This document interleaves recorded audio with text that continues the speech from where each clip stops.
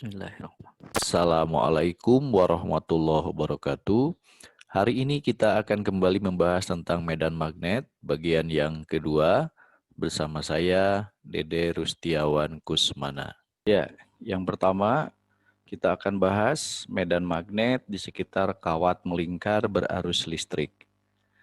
Ya, besar dan arah medan magnet di sumbu kawat melingkar berarus listrik dapat ditentukan dengan persamaan dB sama dengan mu0 per 4pi IDL sin alfa per R kuadrat. Nah, jadi kalau ini ada kawat melingkar berarus I, jari-jarinya A, kemudian ini dari kawat melingkar ini terhadap satu titik di sumbu lingkaran, itu jaraknya R dan membentuk sudut alfa. Nah, ini medan magnet yang ditimbulkan oleh bagian panjang kawat DL itu akan sama dengan dB di titik P. Nah, ini dirumuskan seperti ini dari hukum Biot dan Safat. Nah, sehingga kalau diturunkan persamaannya menjadi seperti ini ya. Dengan menggunakan integrasi, maka integrasi dari dB itu menjadi B di titik P. Maka kalau batasnya dari 0 sampai 2pi karena satu lingkaran penuh, itu akan menjadi hasil akhirnya adalah seperti ini.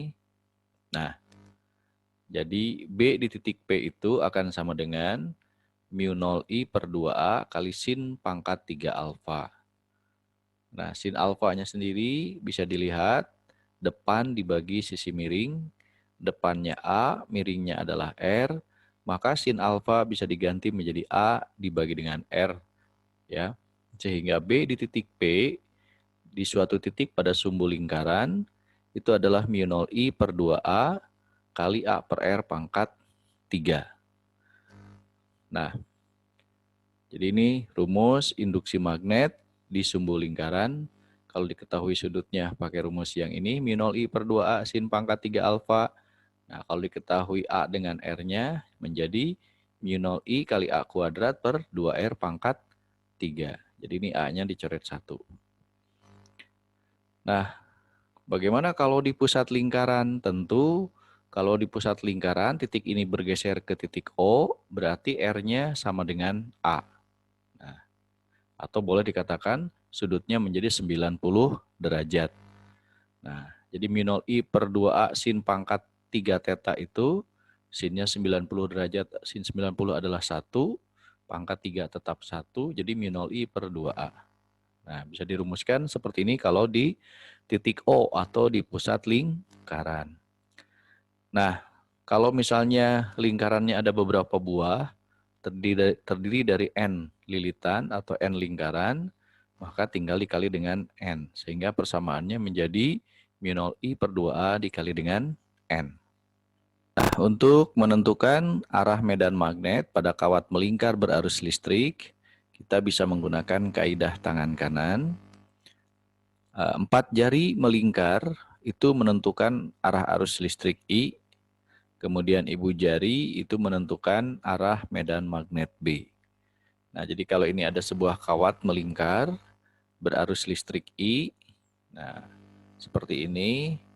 Kemudian kemana arah medan magnetnya? Kita gunakan kaidah tangan kanan. Ya, jadi di sini yang melingkarnya adalah I berarti ya. Kemudian berarti ini adalah arah B-nya. Nah, maka ini adalah arah B-nya atau arah medan magnetnya atau arah induksi magnetnya. Kalau sebaliknya, misalnya arah arusnya terbalik posisinya, maka berarti kaidah tangan kanannya juga dibalikan posisinya, ya, sehingga akan diperoleh arah medan magnetnya arahnya ke bawah. Oke, kita lihat contoh soal nomor 1. Ini diambil dari soal ujian masuk perguruan tinggi negeri tahun 94. Nah, suatu kumparan berkawat tipis dengan jumlah lilitan, arus listrik, dan jari-jari kumparan berturut-turut adalah N, I, R. Induksi magnetik di pusat lingkaran kumparan bertambah jika dilakukan penambahan nilai 1. I tetapi N dan R tetap, 2 N dan I tetapi R tetap, 3 N tetapi I dan R tetap, 4 R tetapi N dan I tetap. Ya, penyelesaiannya kita lihat. Induksi magnet di pusat lingkaran dengan N jumlah lilitan, tadi dirumuskan B sama dengan mu 0 I per 2A kali dengan N. Nah, jadi supaya B-nya bertambah, maka tentu penambahan yang perlu dilakukan yang posisinya ada di atas. Nah, rumusnya ya. B0 sama dengan mu 0 I per 2A kali N. Ya. Nah, A di situ adalah jari-jari lingkaran atau boleh diganti menjadi huruf R. Maka boleh tuliskan B0 mu 0 I per 2R kali dengan N. Supaya nilai B-nya bertambah, maka yang dilakukan adalah I-nya ditambah atau N-nya ditambah atau dua-duanya yang bertambah. Berarti pernyataan yang benar adalah nilai B bertambah jika dilakukan penambahan nilai I, N, atau I dan N. Maka kalau kita lihat dari optionnya, pilihan yang benar adalah nomor 1 benar, I-nya yang ditambah, N yang ditambah dan I-nya, nomor 2, N yang ditambah nomor 3. Nah, jadi kalau R ini terbalik ya. Jadi jawabannya yang benar 1, 2, dan 3, jawabannya adalah A. Contoh nomor 2, ini diambil dari soal UN tahun 2011. Seutas kawat lurus dilengkungkan seperti pada gambar. Kawat dialiri arus 2 ampere dan jari-jari kelengkungan 2 pi cm, maka induksi magnet di titik P, nah di pusat setengah lingkaran, gitu ya. Itu berapa nilainya dan kemana arahnya. Nah, penyelesaiannya pertama, untuk kawat berbentuk setengah lingkaran, maka B di titik P di pusat lingkarannya mu 0 I per 2A kali N. Nah, karena dia berupa setengah lingkaran, maka N-nya adalah setengah. Oke, kita masukkan ke persamaannya. Mu 0-nya adalah 4 pi kali 10 pangkat min 7, I-nya 2 ampere, kemudian A-nya 2 pi cm kali 10 pangkat min 2, kali N-nya adalah setengah lingkaran. Gitu ya. Nah, ini 4 pi dicoret, 2 dicoret, berarti tinggal 1 kali 10 pangkat min 5 Tesla atau Weber per meter persegi.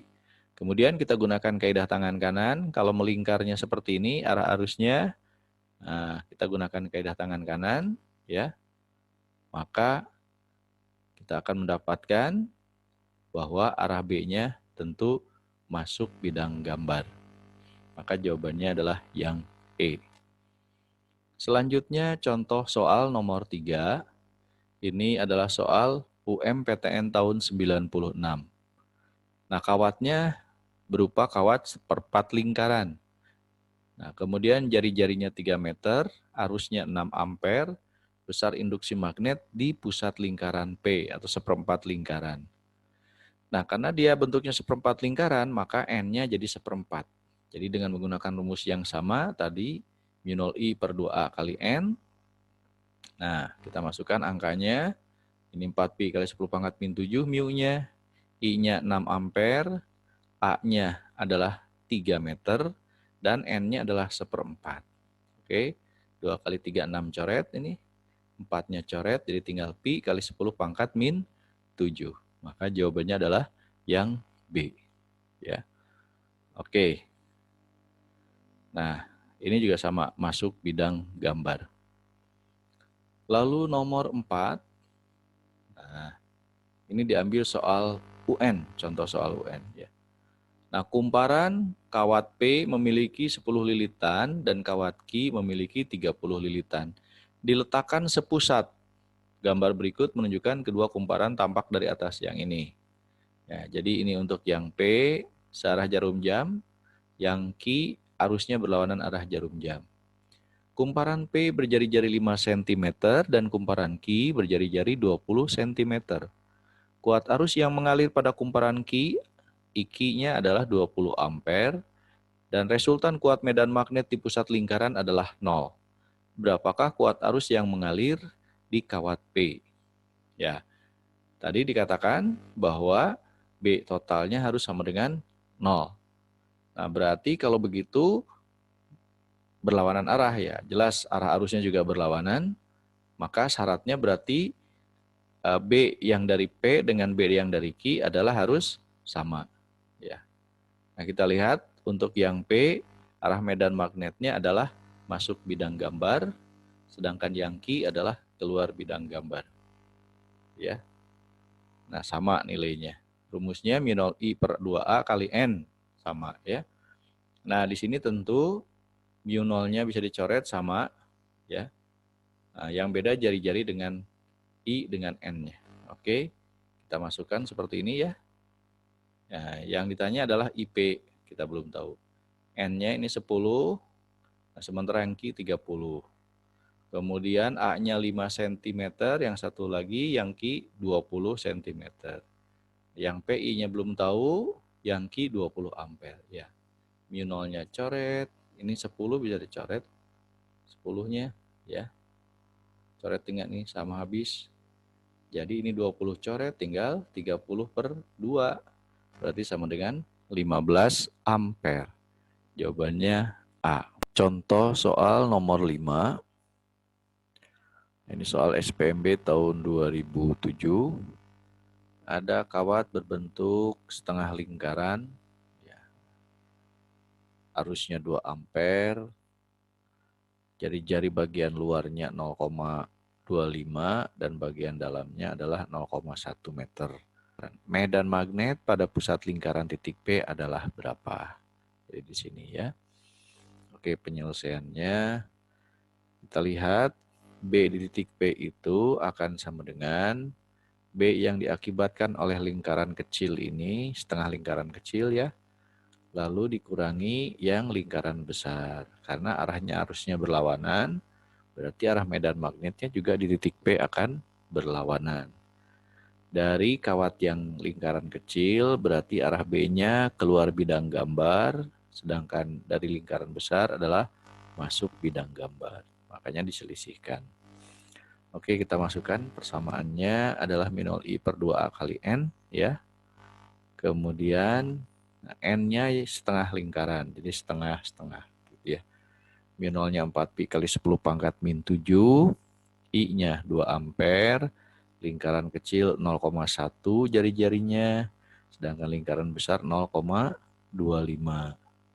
Maka diperolehlah hasilnya 12pi kali 10 pangkat min 7 Tesla dan searah dengan yang lingkaran kecil yang nilainya lebih besar, yaitu keluar bidang gambar. Maka jawabannya adalah yang D. Contoh soal nomor 6. Nah, kita lihat di situ ada kawat berarus listrik, kemudian jari-jari kelengkungannya adalah 50 cm, maka besarnya induksi magnet di pusat kelengkungan di titik O ini. Ini membentuk sudut 120 derajat. Maka kita gunakan persamaan B di pusat lingkaran mu 0 I per 2A kali N. Nah, berapa N-nya? Kalau satu lingkaran penuh kan 360 derajat. Sedangkan ini hanya 120 derajat. Maka N-nya diganti menjadi 120 per 360 atau sepertiga lingkaran. Ya. Mu 0-nya 4pi 10 pangkat min 7. I-nya 1,5 ampere. A-nya 50 cm ke meter kan 0,5 meter. Maka diperolehlah 2pi kali 10 pangkat min 7 Tesla. Kemudian nomor 7. Nah, ini soal UM-UGM tahun 2004. Nah, di sini ada dua kawat melingkar berarus I. Ya, ditanya di titik A ini arahnya kemana medan magnet? Ya, gunakan kaidah tangan kanan tadi. Ya.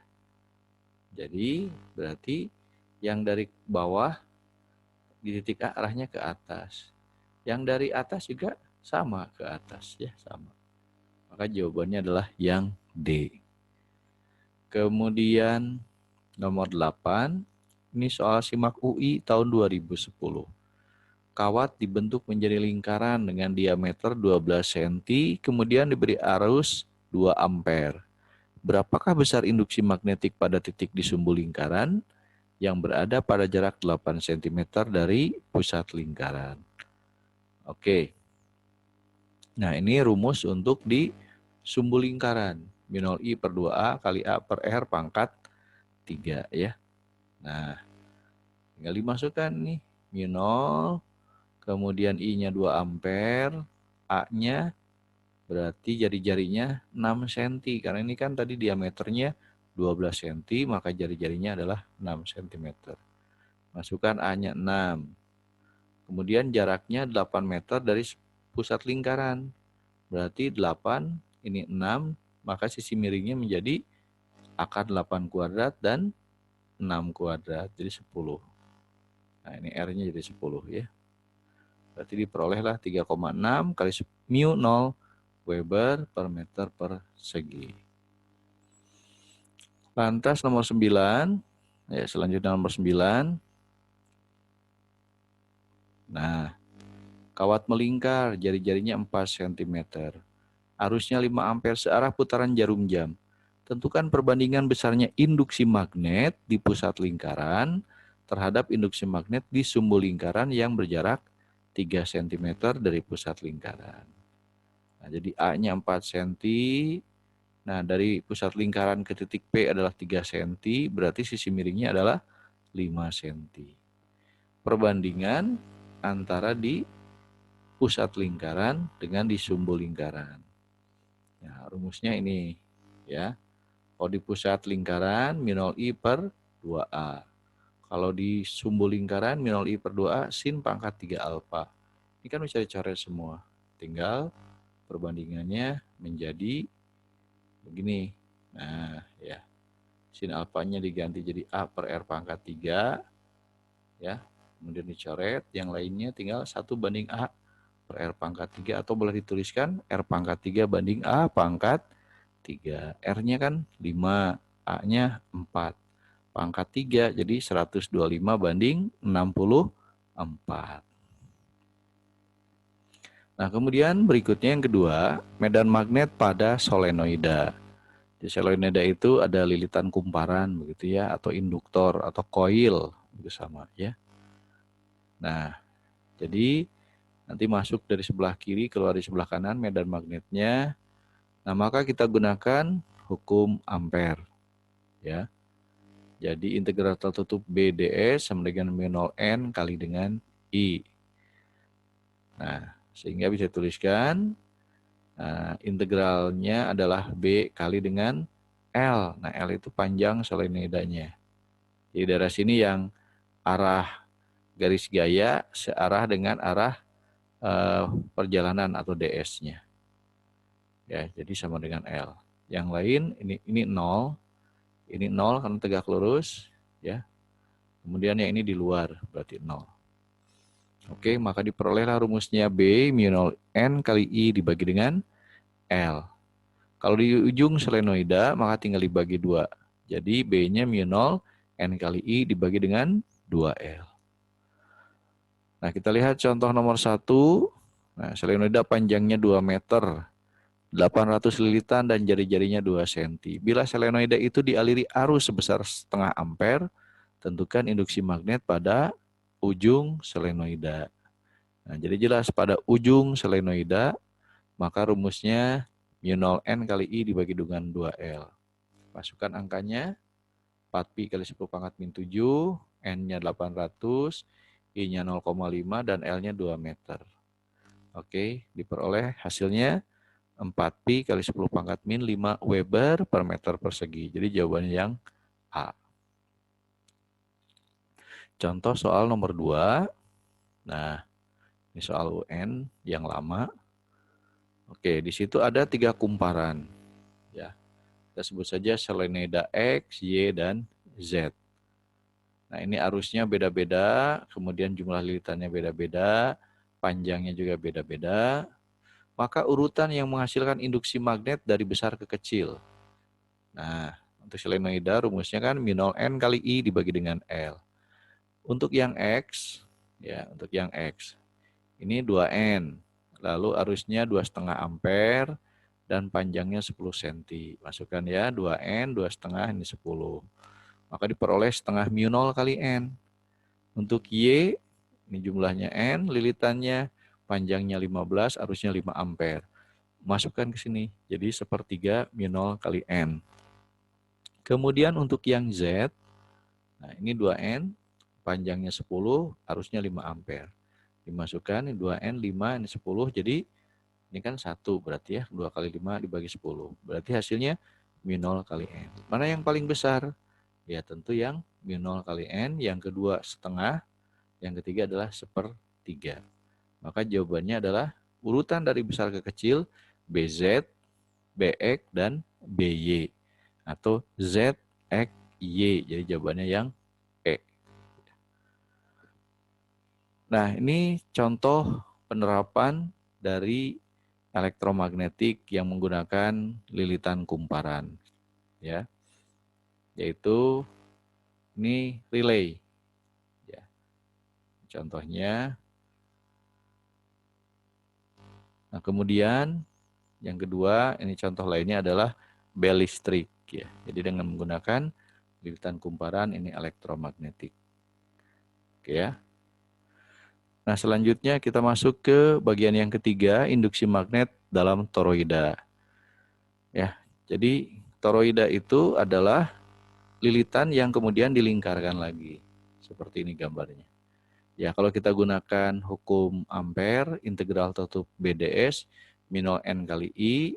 Nah, jadi B-nya itu ada di dalam kumparan membentuk lingkaran. Maka sama dengan 2πr ds-nya itu. Ya, kalau diintegralkan. Nah, R-nya adalah jari-jari efektif. Dari sini ke sini. Ya. Nah, minol N kali I, atau bisa ditulis B minol kali N kali I per 2πr. Contoh soal nomor 1. Sebuah toroida jari-jari efektifnya 9 cm, dialiri arus 30 ampere terdiri atas 300 lilitan.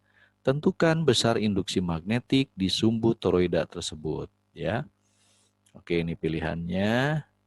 Nah, kita masukkan ke persamaan toroida tadi, minol N kali I dibagi 2πr. Nah, itu nilai B-nya atau induksi magnetik atau medan magnetnya. Masukkan angkanya, ya. Minolnya 4pi kali 10 pangkat min 7, N-nya ada 300 lilitan, I-nya 30 ampere, kemudian R-nya 9 cm. Jadi 9 kali 10 pangkat min 2. Oke, diperoleh hasilnya 2 kali 10 pangkat min 2 Weber per meter per segi. Jadi jawabannya yang D. Contoh soal nomor 2. Dua buah toroida memiliki perbandingan jumlah lilitan 3:4. Perbandingan jari-jari efektifnya 3:5. Jika kedua toroida dialiri arus yang sama besar, maka perbandingan induksi magnetiknya dalam toroida adalah berapa banding berapa. Oke, kita lihat rumusnya untuk toroida tadi, minol N kali I dibagi 2πr. Nah, kemudian dibandingkan B1 banding B2, ya, minol NI per 2πr1 yang ke-1, minol NI per 2πr yang kedua, ya. Kita masukkan angkanya, N-nya kan perbandingannya 3:4, lalu jari-jarinya 3:5, yang lainnya tetap sama, jadi bisa dicoret minol I per 2pi-nya. Nanti 3/3 kan habis nih, ini 4:5, jadi 5/4 berarti ya. Oke, jadi B1 banding B2 adalah 5:4, jawabannya adalah D. Nah, ini contoh lilitan, ya. Tadi solenoida, kemudian ini contoh toroida. Kemudian digunakan juga pada transformator. Nah, ada yang berisi inti perit seperti ini, ya. Atau yang sudah dalam keadaan tertutup seperti ini, ya. Ini istilah lainnya adalah koil atau kumparan lilitan tadi. Nah, ini aplikasinya diantaranya adalah pada induktorum kop yang fungsinya untuk menaikkan tegangan arus DC. Dan ini contoh lainnya, selenoida digunakan di dalam reaktor nuklir, reaktor fusi, ya. Nah, ini jadi ini toroidanya, lalu di sini ada plasma, ya, namanya. Oke, nanti dipelajari di teknologi nuklir khusus. Nah, demikianlah materi tentang medan magnet bagian yang kedua. Terima kasih atas perhatiannya. Jangan lupa like, share, and subscribe. Ya, semoga bermanfaat. Wassalamualaikum warahmatullahi wabarakatuh.